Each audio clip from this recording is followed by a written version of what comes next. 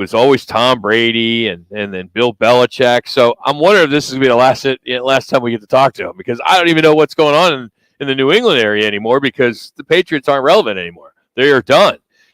And John Sapochetti joins us. John, Rocket Manooch.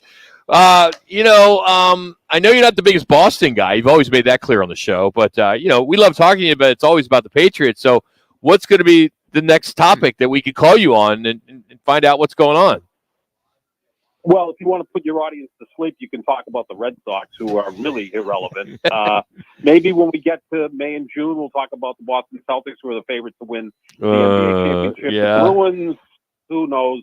Again, I'm a Laker fan in Boston, which is, kind of scary and dangerous. Yes. I'm a LeBron fan. If LeBron played for the Memphis Grizzlies, I'd be a Memphis Grizzlies fan. So it's tough being a LeBron fan in the greater Boston area. When I was working at the Herald, my first column was LeBron James greater than Larry Bird. And when I walked into the newsroom, every guy at the time, 55, 60 years old, wanted to rip my head off. But you know what? I think I've been proven right. So from all the Boston people we talked to, this wasn't a surprise per se. I guess, I thought that maybe Robert Kraft might give him one more year, that being Bill Belichick. But it seems to all the folks back there, was that kind of the consensus, John, that Bill Belichick was out? Absolutely. And I think it started about a month and a half, 2 months ago. Tommy Curran, who covers the team for NBC Sports Boston, is probably the most plugged-in reporter, along with Mike Reese, who covers the team for ESPN. Well, Tom E. Curran, a month and a half, 2 months ago, right after or a week after the loss in Germany, said that the decision has been made. And that was the game that I think just tilted in the realm that Belichick was going to be out at the end of the year. That was a big game for Robbie Kraft. They weren't in playoff contention at the time, but it was a big game for him playing in Germany. He had some business interests there. Sponsors for his other businesses were there, and it was kind of an embarrassing game. They lost 10-6. It was just, like many of their games this year, very, very boring. So I think he had made his decision. At that point, Tommy Curran reported it, and as we saw yesterday, it was announced. They had the joint press conference, although it wasn't really a press conference because Belichick didn't answer any questions. Kraft, about an hour and a half later, answered questions, and it didn't take 12 to 16 hours that there's already backstabbing going on because it wasn't mutual. I think Belichick wanted to stay maybe another 2 years to try to break Don Shula's wins record. Again, at $25 million a year, who wouldn't want that job to stay in a place you've been 24 years, worked with your kids, and it's a comfortable situation. But Kraft had to move on. I mean, this team, since Tom Brady was shown the door 4 years ago, is 29-39. And I remind people all the time, and it does sound boring, that in 11 seasons as the head coach without Tom Brady as his quarterback, Bill Belichick is 84-103 and has 8 losing seasons in those 11 seasons, 1 playoff win, 2 playoff appearances. So I always push back that this is the greatest time. I'm like, let's hold back on that because most, if not all of his accomplishments came with Tom Brady as his quarterback. But no surprise, it was time to move on. The surprise was that the very next day that they decided to name Jerod Mayo as their next head coach, and they'll have a press conference next week. I thought it would take a little bit longer, maybe go through an interview process with other candidates. But as we learned today, it was pretty much in Mayo's contract that he was the heir apparent. They just thought it would happen after next season, not after this season. Yeah, and that was, I just found out today from Chris Schubert, our fine producer back, that was written in. I did not know that. I knew that they gave him the bump from assistant to assistant head coach at the beginning of the year. And I just kind of felt, John, from the standpoint that those skids were getting greased for him to take over. But I thought they might have done a roundabout search, but if that was in his contract, then that's the no-brainer. He's the new head coach. Yeah, they put that in the contract so they wouldn't have to go through the interview process that the league mandates in terms of the Rooney Rule. Now, again, Jerod Mayo is a minority candidate, now a minority coach, but you still have to go through the process. But this part in the contract fast-tracked it that he could be named coach, and his only title was linebacker coach. Jerod Mayo was very, very bright in the situation because at the end of last season, they gave him this contract, but he wanted to remain as a linebacker coach. This way, if this thing blew up, he could go interview maybe for a defensive coordinator position elsewhere, or obviously a head coaching position elsewhere. So he didn't lock himself into being with the Patriots because Bill Belichick, believe it or not, for a guy who just lauds the military and loves Navy, isn't into titles. How many years did he not have an offensive coordinator, a defensive coordinator? He talks about there's no titles. Jerod Mayo was pretty much the linebacker coach, and along with his son, Stephen Belichick, they ran the defense and did a pretty darn good job. People around here keep talking about how great the defense was. It wasn't great. It was mediocre. But in comparison to that offense, it looked like the 85 Bears. John Sapochetti joining us, co-host of the Pick and Roll. A lot of NBA. If you love NBA, check him out on his Twitter at JohnSap25. John, when you look at the press conference the other day, Belichick, went up, and then Kraft. My takeaway, and I talked to Minucci about this the other day, was the fact that they didn't hide behind the statement, and they actually got out there in front of it, and I thought that was pretty classy. Would you agree that was a good idea, the way that they handle it? Was it taken pretty well with the media there?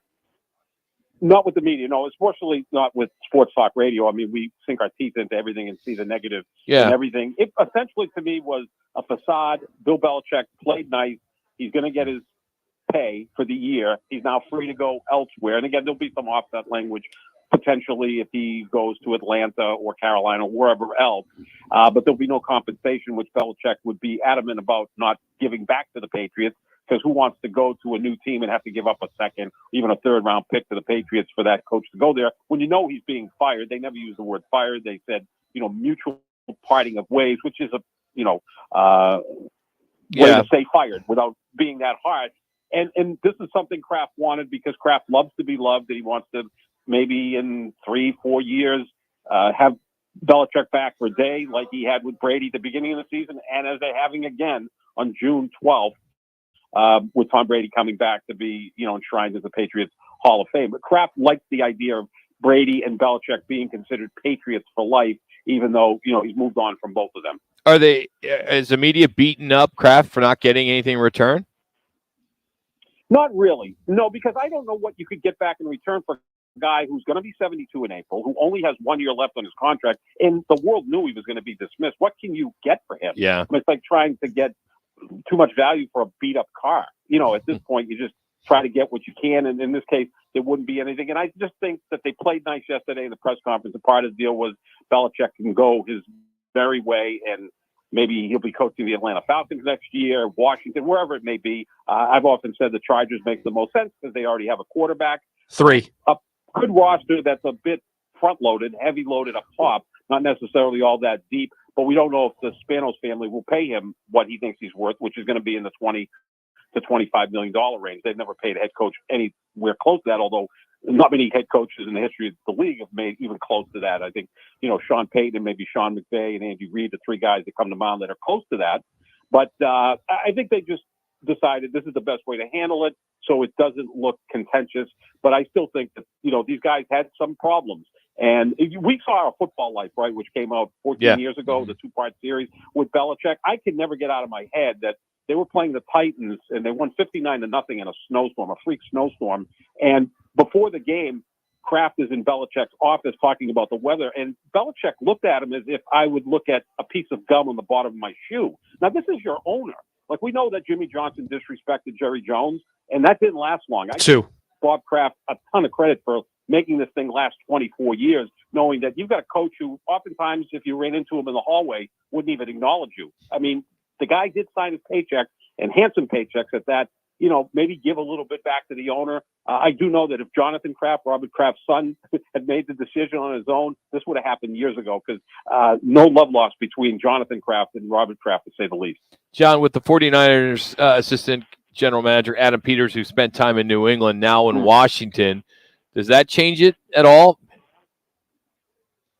I'm wondering if that would. Now, again, I think it would be difficult to take powers away from Bill Belichick if he remains with the New England Patriots. And Albert Breer, Monday Morning Quarterback, has brought this up so many times, even on radio in Boston, that Andy Reid had complete control of things in Philadelphia. And then when he went to Kansas City, he gave back a lot of that power to John Dorsey at the time to pretty much run personnel. You can't take away power while the coach remains where he was, right? But at a new location, maybe Belichick says, look, I'm 72. Let me just concentrate on coaching the team. I think Adam Peters is the best candidate out there. And now that Washington hired him, I think that's a grand slam move by them. In fact, what I wanted to see the Patriots do was a bit bolder than what they've done. I would have had Jerod Mayo as president of football operations because he's an incredibly bright guy. I think he's a big picture guy. I would have brought in Adam Peters as my general manager. And I'm going to throw this one name out there that you guys know very, very well. Jed Fish, head coach of the University of Arizona, has done a great job.